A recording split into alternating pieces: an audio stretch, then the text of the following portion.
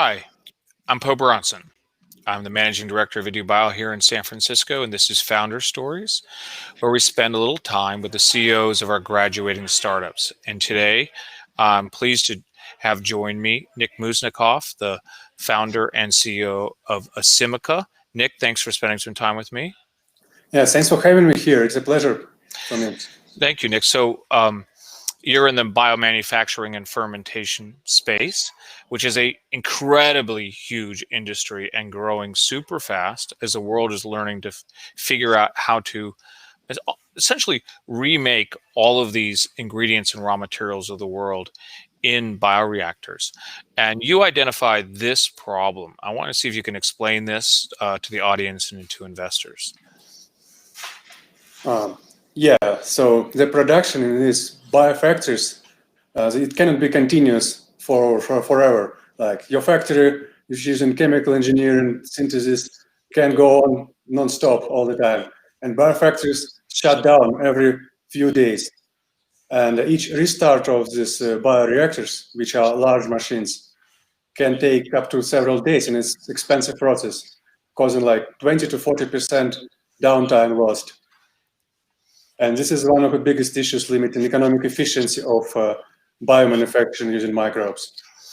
Now, you described that anyone in the serious fermentation business is trying to do things to the genetics of their microbes to fix it, but you've brought a really next level innovation here. Can you describe what you're doing to help solve this production, yield, and runtime problem? Yeah, so here we first need to say why these factories cannot operate non-stop. Because microbes, which are making products for us, are actually suffering from that process. And eventually they run out of all their resources, they accumulate mutations, they break down, and cannot produce anymore. And you need to restart the whole thing. And what we are doing, we found a way to repopulate biofactories with young and productive microbes or their workers at the factory. And we're doing it using our innovation of microbial stem cells. And pretty much like human stem cells maintain our cells and tissues functional for decades, for much longer than individual cell can live. Microbial stem cells constantly replenish the fraction of young and productive microbes in the bioreactor, thus increasing total number of these workers and batch run time. So, Nik, let's show the audience some of your data that you're looking at. I think this can help explain the increase in runtime. Show us what we're tell us what we're seeing here. Okay, yeah. So here we see bacterial culture, which are making a product which is actually toxic for the cells. So when they make enough quantity of it, the cells just break down, they just explode. And that's what you can see on the right panel of conventional cultures, where after 20 hours of production, majority of cells just exploded. And in subsequent 20 hours, they could grow, they could restore their growth, but they did not make any product anymore. But when we introduced stem cells in the very beginning of the process, in these first 20 hours, we saw healthy cells which are making product, corresponding that stem cells bring up new young producers. And in subsequent 20 hours, our culture with stem cells were still actually making a product comparing to conventional one. So we showed fold increase of production yield and at least twice as long batch runtime. That's pretty amazing. It's equivalent to a factory running from 8 hours a day to like 16 hours a day. And it could significantly impact the margins of the industry. Now, you've chosen a business model, at least in the early years, to be strain engineers for fermenting partners. Can you describe that strategy or describe a little bit about the business model there? Yeah, so we are going to work as a B2B strain engineering company. So we will partner with big biotech fermentation companies who actually make industrial quantities of products through microbial fermentation. And we will take their strains and enable them with microbial stem cell properties, thus increasing productivity of the strains, increasing runtime in bioreactor and yields per each run. And we hope that our partners would be very happy with higher profits and will be willing to pay us some flexible percent royalties of top line of production based on that delta in profits which we provided with our strain engineering.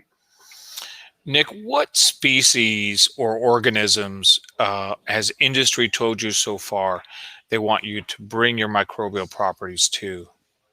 So of course, E. coli is used a lot still, and that's where we actually first designed our system, and our alpha tester partner is actually using E. coli for making drugs and food ingredients. We got multiple demands to move the technology to Bacillus subtilis from different industrial partners, and that dictated our first choice, like for next chess move in this game. And of course, we got multiple demand from industry on this technology to be transferred to yeast and to filamentous fungi. From some extent, it seems that the problem we are solving is even more prominent in those systems.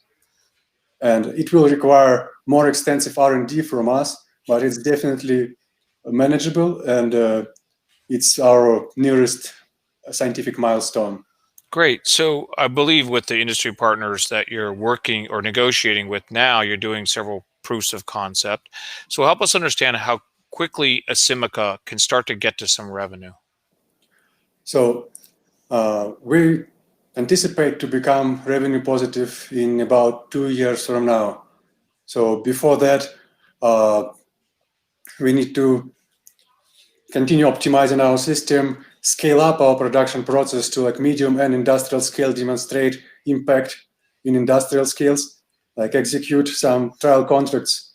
And when we de-risk our science, we will be able to raise a seed round and to hire more professionals like fermentation scientists and strain engineers who will speed up the scale-up process and help to move our system to other species more quickly. And Nik, great. How many people do you have at Asimica? And tell me about the key people on your team. So currently, Asimica is consisted of 3 founders. So it's myself, and I recently graduated with PhD from Dr. Grant Bowman's lab at the University of Wyoming. So accordingly, Dr. Grant Bowman is another co-founder and more like an advisor role now in the company. And Jacob Guidry is another brilliant scientist who was in our lab for over 6 years. So he started as an undergraduate fellow, then he continued as a PhD. Now he joined Asimica, and he's also familiar with all aspects of the technology and helps a lot now in the lab. That's great. Hey, Nik, thank you very much for spending some time with me today. I appreciate it. Yeah, thank you.